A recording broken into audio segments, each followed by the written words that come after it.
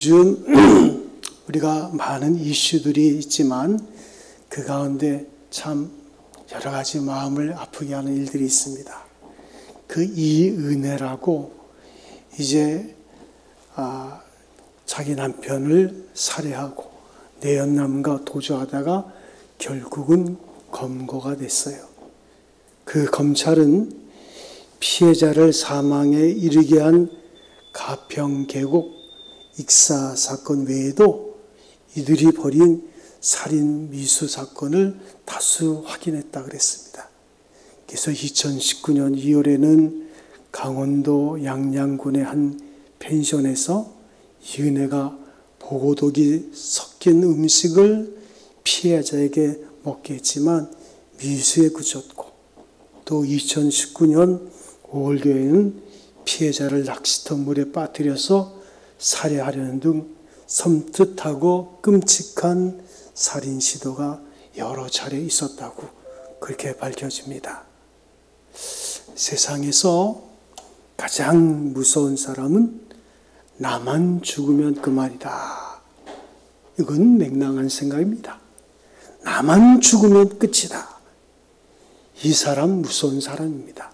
그런데 이보다 더 무서운 사람은 나를 괴롭히는 자, 그 사람을 죽이면 그만이다. 이건 더 무서운 사람이에요. 죽여서 해결하라는 것입니다. 여러분 아시는 대로 인류 역사에 많은 독재자들이 있었습니다. 지금도 이 지구촌은 여기저기 많은 독재자들의 폭력이 존재하는데, 이 독재자들의 공통점, 그것은 내 적을 죽여버림으로 이제 문제를 해결하겠다는 거예요. 누구든지 반대를 하면 무조건 숙청해버린 거예요. 그렇게 생각하는 그 사람들이 제일 무서운 사람들입니다. 여러분 잘 믿거나 못 믿거나 간에 부활신앙이 없는 철학, 부활신앙이 없는 도덕과 윤리, 그리고 종교, 선과 의와 사랑, 이 모든 것 아무것도 아닙니다. 부활신앙이 없고 내세가 없다면 그 많은 의로운 고난에 무슨 의미가 있겠어요? 그의 뼈아픈 인내와 수고가 무슨 의미가 있겠습니까? 그 희생에 무슨 가치를 부여하겠습니까? 그래서 철학자 임마누엘 칸트의 말처럼 내세의 신앙을 가질 수밖에 없다.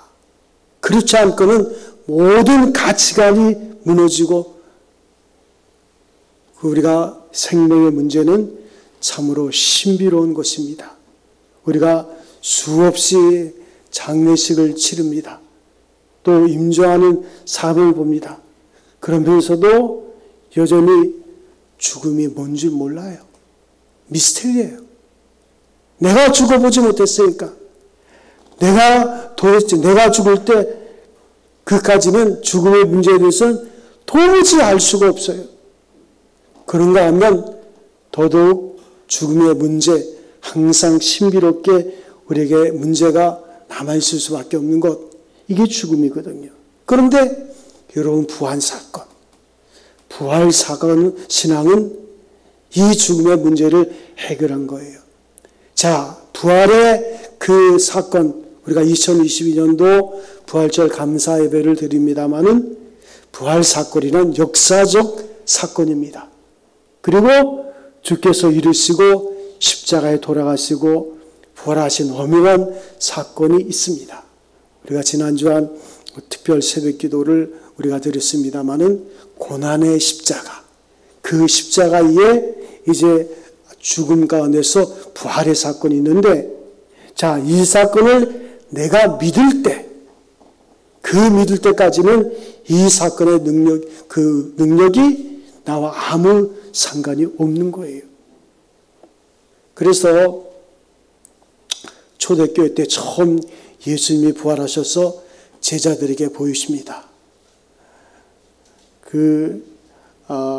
에이레네 너에게 평강이 있을지어다 예수께서 말씀하시고 베드로에게도 3번씩이나 부활하신 모습을 보여주십니다. 그런데 문제는 그 부활의 사건을 그들이 목격하고도 그들의 삶은 변함이 없었다는 거예요. 언제 그들의 삶의 변화가 있었느냐? 그것은 훨씬 뒤에 예수님이 승천하신 뒤에 10일째 되는 날 그들이 마가의 다락방에 모여서 저녁 기도에 힘쓸 때 주의 성령이 저에게 임할 때 비로소 그들은 그리스도의 죽음과 부활의 의미를 깨닫게 되고 부활신앙을 증거하는 증인의 삶을 살게 되는 것을 볼 수 있습니다. 그래서 중요한 것은 부활의 역사적인 사건, 이것을 우리가 지식으로 아는 것에 그치는 것, 이건 아닙니다. 이제는 그 부활신앙이 우리의 삶 속에 함께 있어야 된다는 거예요. 이 부활은 참으로 신비로운 것입니다. 그래서 가이드 포스트에 이런 재미있는 이야기가 있어요. 어떤 목사님이 시골에서 목회를 하는데 교인이 그리 많지는 않습니다. 그래서 어린아이들과 함께 지내면서 부활절 전 주일에 아이들에게 플라스틱으로 된 계란, 그러니까 계란은 계란인데 그 모양이 플라스틱으로 된 거예요. 그 텅 빈 계란 그것을 하나씩 주면서 여기에다가 생명을 담아오라, 그렇게 목사님이 이야기를 했어요. 그랬더니 아이들이 그 빈 플라스틱 계란 모양을 한 것을 집으로 가지고 가서는 궁리를 합니다. 야, 생명이 뭘까? 생명을 여기다 넣어가지고 오라는데 그래도 곤충을 잡아가지고, 또 어떤 아이는 꽃을 따서 꽃을 꺾어서 거기다 몇 개 놓고 이래 저래 해가지고 그 생명이라는 것을 그들이 가져왔어요. 그런데 큰 어린아이 중에서 너무 몸이 약해가지고 실체를 타고 교회 다니는 허약한 어린아이가 하나 있었습니다. 이 어린아이에게는 같은 숙제를 줬는데 그는 그날 이제 부활절날 나올 때 보니까 빈 플라스틱, 계란 모양을 하는 빈 플라스틱을 가지고 나왔어요. 그래서 목사님이 아이고 너는 몸이 불편해서 숙제를 다 못했구나. 그러나 괜찮아. 못할 수도 있지. 하고 위로를 했더니 그 아이가 정색을 하면서 하는 말, 아닙니다. 나는 그 속에 보이지 않는 생명을 담아가지고 왔어요. 그 말에 목사님이 꼼짝을 못했대요. 이 어린아이를 끌어안고 칭찬을 했다고 합니다. 여러분, 생명 보셨어요? 생명을 여러분 무엇으로 말할 겁니까? 의사가 핀셋을 가지고 이것이 생명이다 하고 딱 고집는 것, 그게 생명입니까? 누구도 생명이라고 말을 못하는 거예요. 생명은 신비로운 것이요, 보이지 않는 것이요, 그것이 우리 속에 있어서 오늘도 우리가 살아 움직이는 것입니다. 그래서 이 생명 아주 중요한 거예요. 생명에는 단계가 있습니다. 먼저는 우리가 잘 아는 대로 식물적 생명이 있습니다. 식물이 자라나는 것, 말라빠지고 죽은 것 같은 그 나뭇가지에도 봄이 되면 싹이 나고 꽃이 피고 아주 신기하죠. 어쨌든 식물적 생명의 단계가 있고 더 높은 차원이 우리가 잘 아는 동물적 생명입니다. 이건 식물의 생명과는 차원이 좀 달라요. 그래서 식물의 세계와 동물의 세계 다 생명입니다. 그런데 더 신비롭고 놀라운 것은 인간적 생명입니다. 우리는요, 어릴 때, 그 초등학교 때 과학 시간도, 중학교 때 생물, 고등학교 때 생물 시간에 우리가 인간은 포유류 중에 한 종류다, 원숭이가 진화돼서 인간이 됐다, 이걸 배웠거든요. 그러니까 인간은 그냥 동물의 한 부류다, 그 정도로만 우리가 생각. 이건 다윈이 그냥 가정을 가지고 논문을 쓴 거예요. 성경은 그렇게 말하지 않습니다. 인간의 생명은 달라요. 인간의 생명은 창세기 3장 보면 이미지 되었어. 하나님의 형상대로 인간을 지으셨다. 그래서 만물의 영장이다. 하나님께서 모든 것을 정복하고 다스리는 권세를 인간에게 주신 거예요. 그런데 우리는 이걸 어떻게 했습니까? 죄 때문에 잃어버린 거예요. 그리고 우리는 죽음의 공포와 아픔 속에서 오늘을 사는 거예요. 그 인간의 생명은 한 단계가 높습니다. 그런데 잃어버린 그 생명을 누가? 그리스도 예수께서 우리의 죄값을 지불하시고 부활하심으로 새로운 생명으로, 본래 우리의 생명입니다. 그 생명으로 거듭나게 하신 거예요. 그것이 바로 그리스도적 생명입니다. 그리스도적 생명의 단계로 이어지는 것이에요. 이게 바로 부활절의 의미입니다. 그래서 부활절은 예수 그리스도의 십자가로 우리의 죗값이 다 지불됐어요. 동물적 본능으로 살던 우리 인간이 죄의 문제가 해결이 됐어요.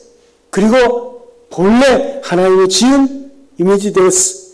하나님의 형상대로 지음받은 부활의 생명을 얻게 된 거예요.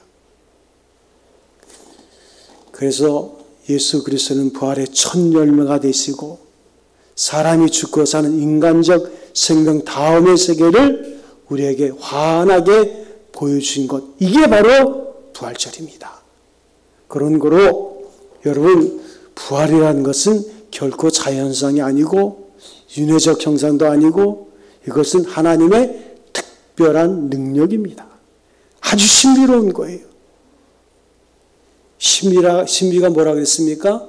신비는요, 사실인데 우리가 논리나 어떤 것으로 이해할 수 있는 것이 아니에요. 이해 불가해요.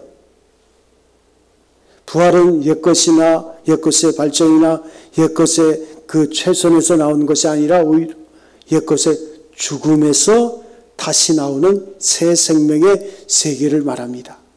이 부활의 생명은 하나의 생명의 변화예요.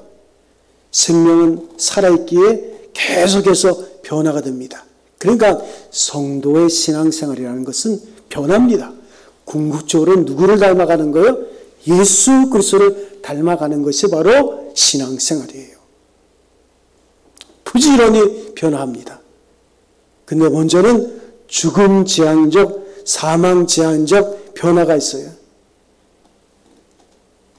우리가 지금은 뭐 강단에 꽃꽂이를 안 하지만 꽃꽂이 할 때를 보면요, 그 식물은 시들어서 죽어버립니다. 또 썩습니다. 모든 생명이 죽어서 썩어서 없어지죠. 계속 죽음을 향해서 지향하고 있어요. 그런가 하면 역설적으로 이 죽음의 걸음돌면서 다시 나오는 꽃을 볼 수가 있습니다. 죽은 것 같은데 그 속에서 생명이 나오는 거예요. 또 다 죽은 시체 같은 곳에서 솟아나는 생명을 우리가 보게 됩니다. 이 생명 지향적 변화, 이것이 아주 중요한 거예요. 한 단계 더 높은 변화가 있는 것입니다. 비록 바로 그리스도의 부활, 이 생명 지향적 변화, 그래서 성경은 부활이라는 말과 변화라고 하는 말을 거의 같은 수준으로 보고 있습니다. 그러니까 그리스도와 함께 변화될 것이다. 이게 참 중요한 거예요. 자, 그리스도와 함께 부활할 것이다. 그 부활의 변화, 생명의 변화, 부활 신앙적 변화, 부활 지향적 생명의 변화, 여기에 부활의 의미가 있는 거예요. 더 중요한 것은 부활되어지는 것이 아니라 부활시키는 거예요. 이건 자연현상이 아닙니다. 하나님의 능력이 나타나서 부활케 하시는 역사라는 것을 우리가 알아야 돼요. 그래서 베드로를 보세요. 베드로가 처음에는 예수를 부인하고 예수 그리스도 십자가의 죽음에서 도망갔습니다. 그렇지만 그리스도 예수가 이제 주되심이 성령이 그에게 임할 때 깨달아질 때 그는 목숨을 걸고 생명을 걸고 그리스도 예수를 증거하는 거예요.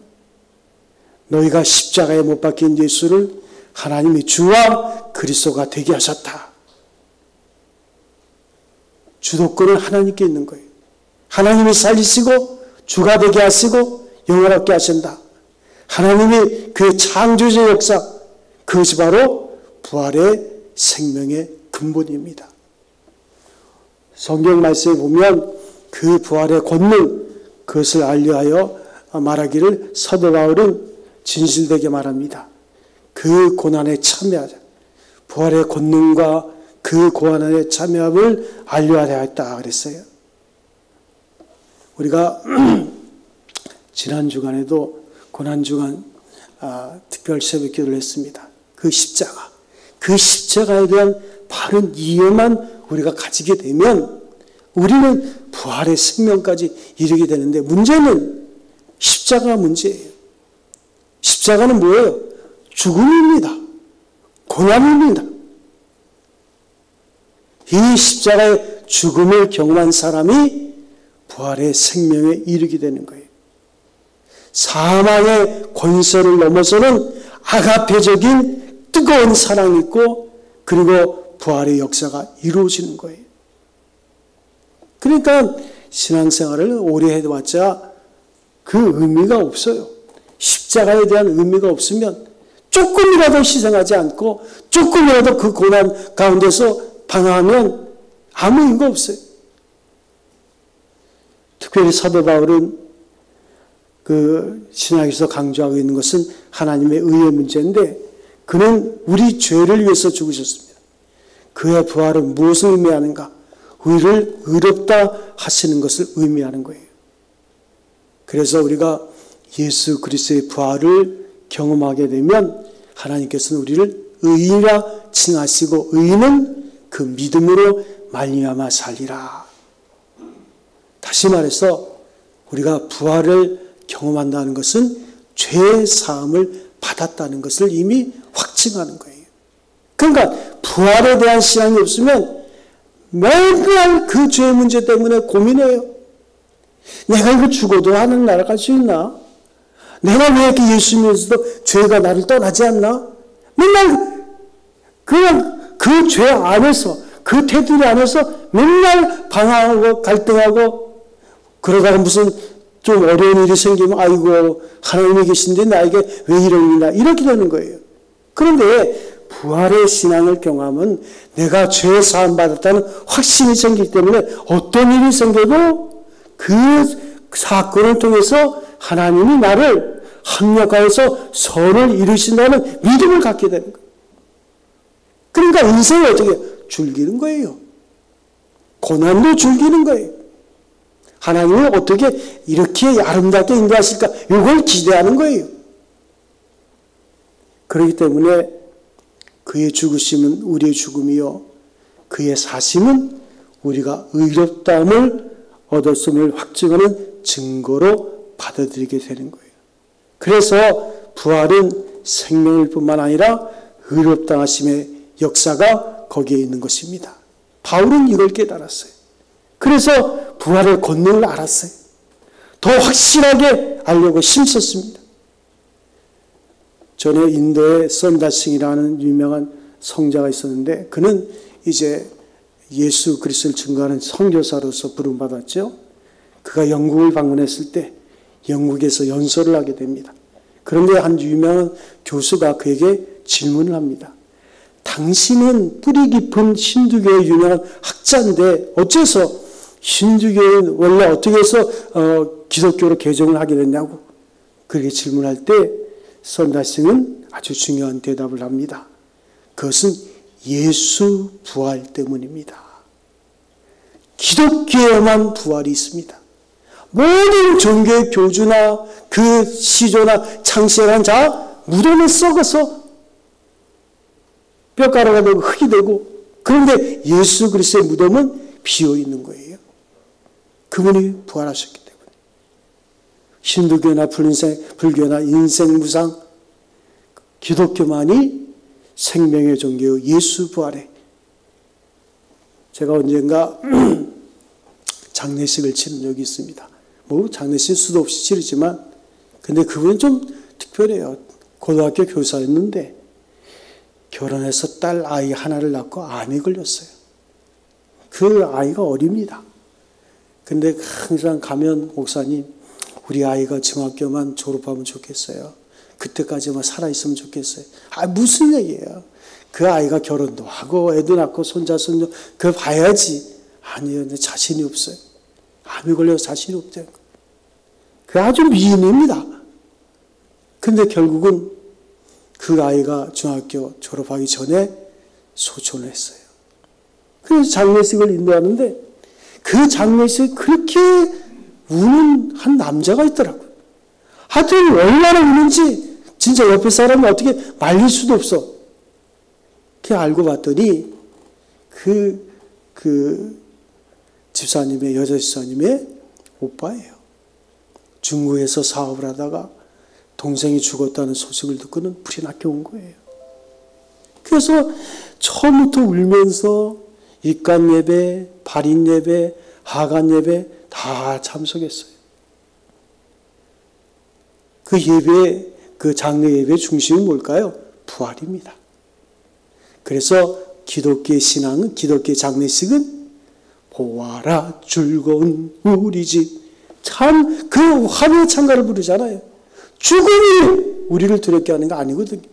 그러면서 때마다 부활의 이야기를 하니까 그분이 그러더라고요. 목사님 감사합니다. 장례식을 잘 치러주셔서. 그런데 목사님이 예배 때마다 그 부활 얘기를 하는데 진짜로 우리가 죽어도 삽니까? 진짜 내가 죽어도 예수 믿으면 부활해서 동생을 천국에 가서 만날 수 있을까요? 그러더라고요. 아, 그럼요. 이게 기독교 신앙의 핵심인데.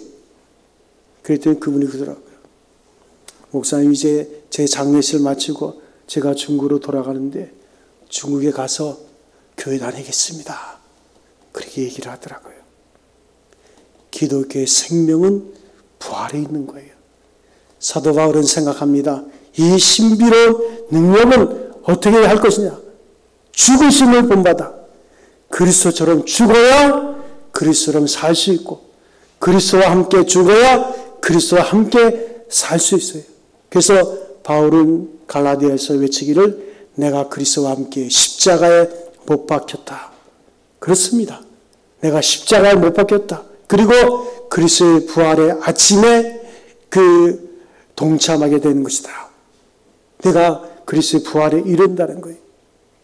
갈라디아서 5장 24절에 보면 그리스도 예수의 사람은 육체와 함께 그 정과 육신을 십자가에 못 박았느니라. 사랑하는 성도 여러분, 아직도 마음속에 확실한 믿음이 없습니까? 아직도 죄의 문제 때문에 괴로워하십니까?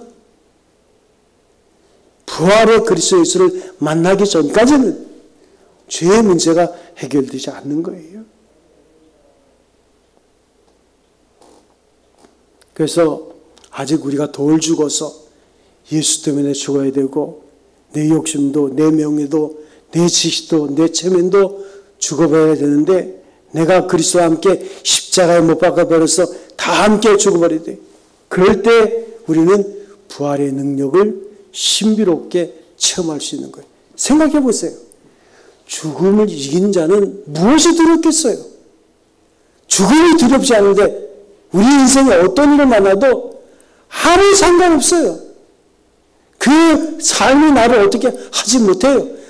혹은 우리가 죽음을 맞이한다 할지라도 우리는 영원한 하나님 나라가 우리를 위해서 준비되어 있다는 걸 믿는 그 믿음을 갖기 때문에 아무것도 아니에요. 조 브루스 웨이라고 하는 분이 만약 내가 죽는다면, 나의 삶을 위해서 내가 만약 죽는다면, 그런 책이 있는데 그는 거기서 부활절을 두 가지로 말합니다. 부활절은 쉼표다. 모든 일을 쉬게 한다. 또한 이건 마침표다. 인생의 모든 것을 다 끝내버리는 거다. 1884년 갑신정변이 일어난 조선의 정세는 매우 불안하고 혼란스러웠습니다. 솔직하게 말하면 그때는 우리나라가 세계 최빈국이었어요. 제일 못 사는 나라였어요. 그래서 당시 국제사회는 조선을 소망이 없는 은등의 땅으로 봤습니다.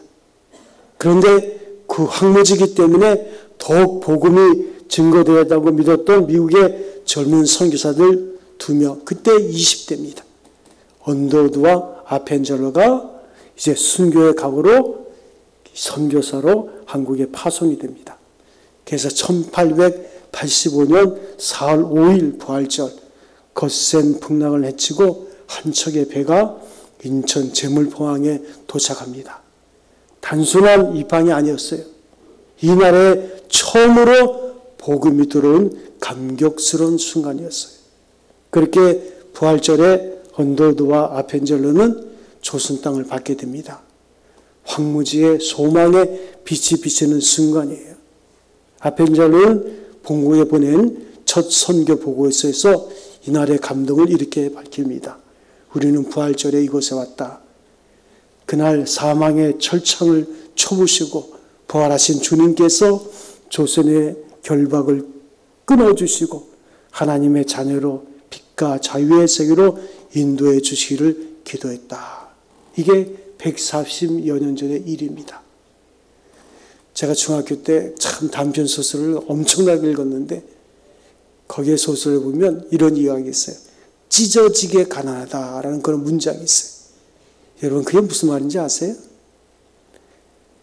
봄이 되면 먹을 것이 없어요.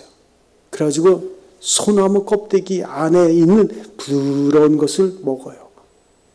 그런데 그걸 먹는데 먹을 때는 부드러워서 좋은데 바깥으로 항문으로 배출할 때는 항문이 찢어지는 것처럼 아파요. 그래서 그 가난하다는 표현이 찢어지게 가난하다. 그런 표현이 나온 거예요. 그런 대한민국이 복음을 지금으로부터 140년에 받아들이고 지금은 뭐 G12, G7, 세계에서 제일 잘 살. 그러니까 우리는 지금 왜 대한민국이 여기까지 이렇게 왔나? 이걸 잘 몰라요. 그러나 그 중심에 들어가 보면 복음이 있는 거예요. 복음이 이 민족을 깨운 거예요. 새마을운동, 뭐 새마을운동 알지도 못하는 분들이 우리 젊은이들 있겠지만 그 새마을운동 보세요. 원래는 새마을운동이에요. 순복음교회가 조영기 목사가 새마음을 하는 운동을 합시다. 거기에 가장 열심히 참여했던 것이 농촌교회들입니다. 농촌교회 목회자들, 성도들이 새마을운동.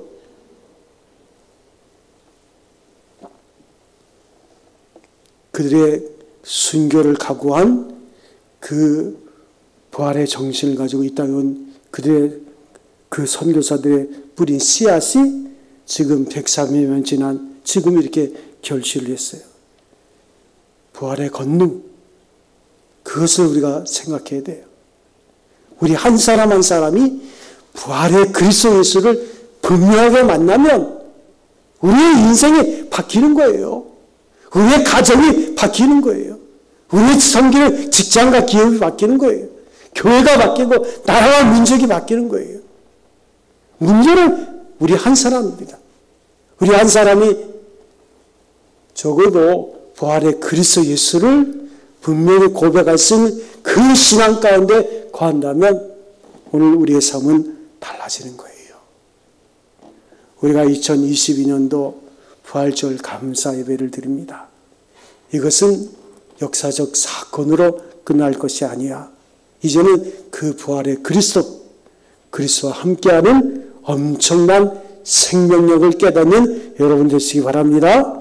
그래서 그의 사랑, 그의 용서, 그의 능력, 그의 승리, 이제 그 부활이 우리 안에서 이제는 우리 안에 거하고 그 부활의 정신이 우리의 삶 속에 드러날 때 여러분을 통해서 하나님의 살아계시고 역사하심이 증거될 줄로 믿습니다.